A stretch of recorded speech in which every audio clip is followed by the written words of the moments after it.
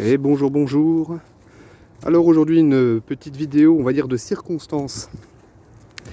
Là jeudi 13 janvier, dans 2 jours, on a une grève des enseignants qui est prévue en France. Une grève de grande ampleur, qui va être apparemment très suivie. Et je voulais un peu en parler. Alors pourquoi est-ce que nos enseignants français font grève? Est-ce qu'ils vont faire grève pour protester contre des mesures liberticides, contre l'exclusion d'une certaine partie de la population?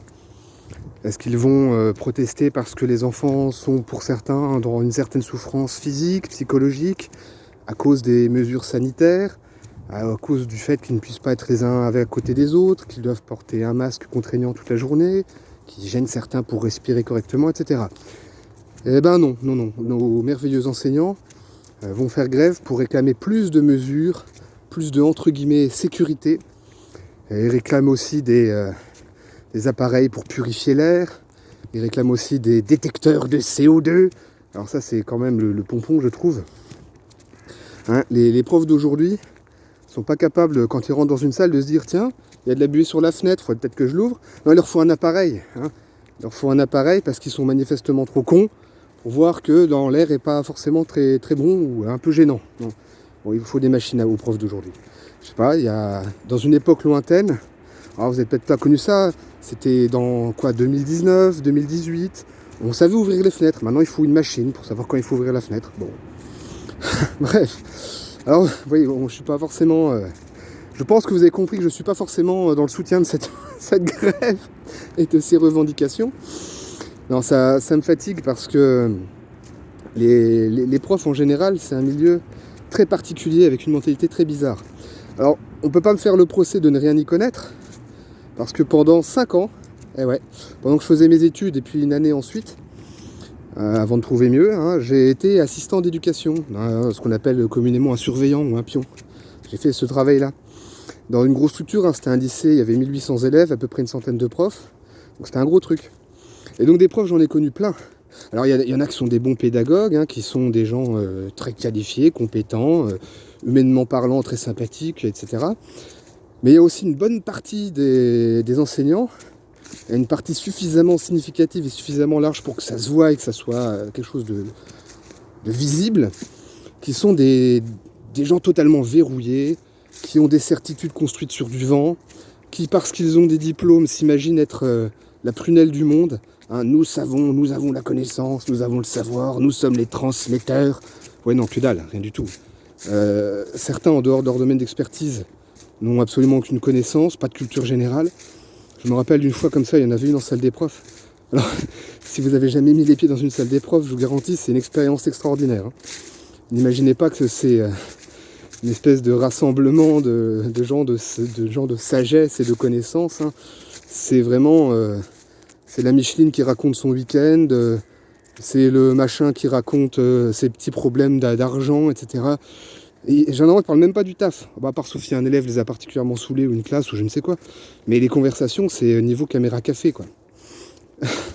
Bon, bref. Et donc, je me souviens, il y en avait une comme ça qui... je sais plus de quoi elle était prof. Bref, elle était en train de demander à ses collègues « Comment on appelle déjà les boîtes où qu'on met les abeilles ?» Tu sais pas ce que c'est qu'une ruche, mais t'es prof. Ok, c'est cool. Bon, et une autre fois comme ça, c'est la dernière année, je m'étais accroché avec un prof, un peu plus âgé que moi, une quarantaine d'années. Moi j'étais surveillant quand j'étais dans ma vingtaine, je faisais mes études. Bref, je m'étais accroché comme ça. Et le gars avait un problème avec la photocopieuse, donc moi je lui explique comment régler le truc. Il s'était vexé, puis il était monté sur le grand chou. Mais qu'est-ce que vous en savez? Pourquoi vous venez m'expliquer ça? Je vous ai rien demandé. Voilà, le gars... Moi je suis un prof, moi j'ai les diplômes, qu'est-ce que toi tu viens me parler? Moi je sais. Bah non, tu sais pas, t'es en train de galérer avec ta photocopieuse, là, qu'est-ce que tu fous? Laisse-moi te montrer, tu sais. Enfin voilà, il y a des profs qui ont cette mentalité-là. Et là en ce moment, qu'est-ce qui se passe? Ils ont peur de crever. Oh mon Dieu, toute la journée, on est au milieu des méchants enfants contagieux. Bah déjà, prouve-moi que les enfants sont contagieux. Déjà, prouve-moi que les enfants sont malades. Et puis quand bien même, ça va faire 2 ans que ça dure cette histoire. 2 ans. Est-ce qu'on a observé des morts en masse chez les profs? Bah non. Les gars, les profs là, ils sont devenus complètement parano. Oh non, on va être contaminé, on est au milieu des enfants qui crachent et qui toussent.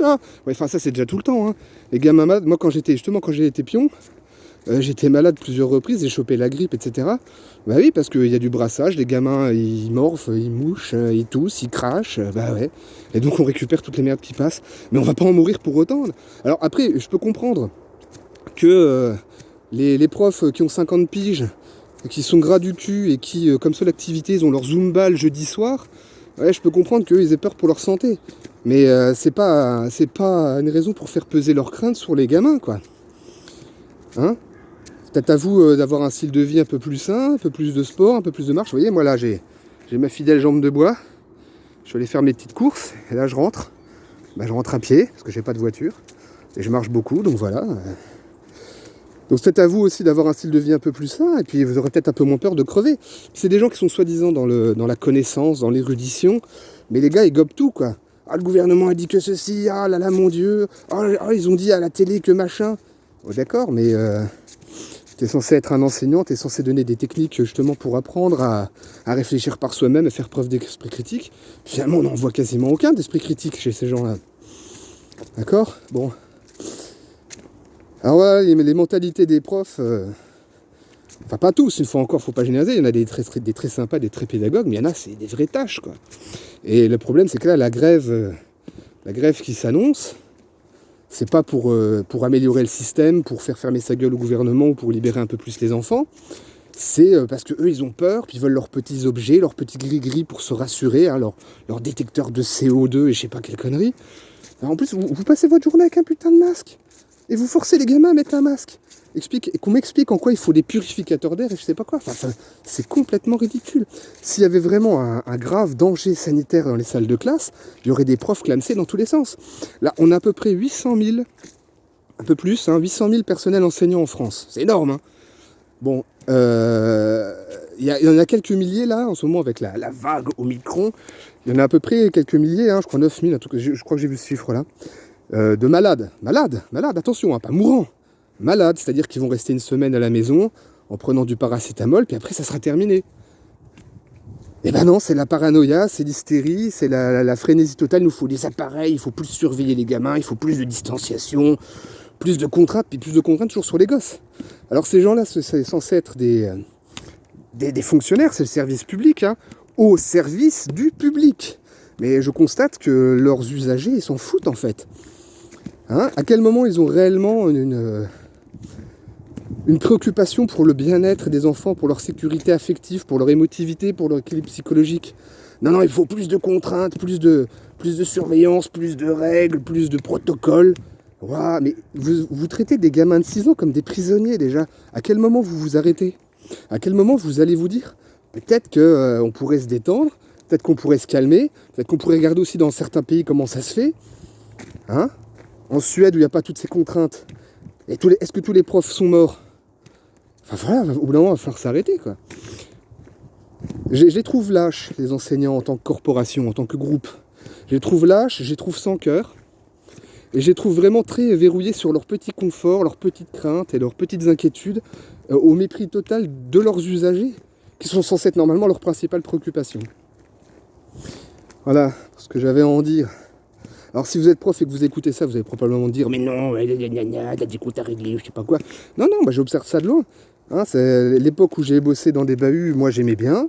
J'ai pas eu de conflit particulier avec l'institution. Là, j'essaie pas de tailler les profs pour tailler les profs. Mais là, ce que j'observe maintenant, c'est que vous êtes vraiment devenu un groupe, socialement parlant, qui est juste dans la peur, qui est juste dans une démarche de conservation ou d'obtention de privilèges, simplement pour vous rassurer, en prenant pas du tout en ligne de compte le bien-être des enfants, quoi. Alors vous gueulez, ah oui, on a eu 3 nouveaux protocoles en une semaine de temps depuis la rentrée, c'est pas normal. Mais attendez, vous trouvez pas ça normal, mais vous êtes des adultes avec une certaine résilience. Imaginez les pauvres gamins à qui vous faites ce lavage de cerveau permanent, quoi. Donc remettez-vous peut-être un peu en question si vous êtes un prof et que vous écoutez ce que je suis en train de vous dire. Alors je sais que je le dis pas forcément d'une manière agréable, mais au bout d'un moment, réveillez-vous, quoi. Arrêtez vos conneries. Et puis refusez toute cette logique de normes, de règlements, de procédures. Laissez les gosses respirer, laissez les gosses jouer ensemble, laissez-les avoir du contact social, du lien. C'est hyper important à leur âge. Et arrêtez d'avoir peur de crever. Si vous aviez dû mourir du Covid, les profs, là, depuis le temps que ça dure, vous seriez déjà mort, là. D'accord? C'est bon, vous avez survécu. Hurrah, félicitations. Alors maintenant, vous pouvez peut-être un peu vous détendre et puis arrêter les conneries, quoi. Relâchez la pression. Et certainement pas faire grève pour demander plus de pression. Et plus de pression, plus des appareils, hein. Parce que bien sûr, c'est toujours aussi la logique de certains, alors pas tous, une fois encore, faut pas généraliser, mais certains profs, il nous faut plus de budget, plus d'investissement, hein, il faut qu'on leur achète des purificateurs d'air et des détecteurs de CO2. Il va venir d'où le fric? Hein, toujours de la dette, on creuse la dette encore et toujours. L'argent magique, ça c'est la mentalité du fonctionnaire de base débile. Ah, c'est l'État qui paye? Oui, c'est qui l'État? Vient d'où l'argent pour acheter vos fantaisies là? Bref. Bon allez, je commence à m'énerver, c'est plus très convivial. Donc si vous êtes un prof et que vous venez de m'écouter, remettez-vous en question. Et puis les autres, je vous souhaite une bonne journée. À bientôt.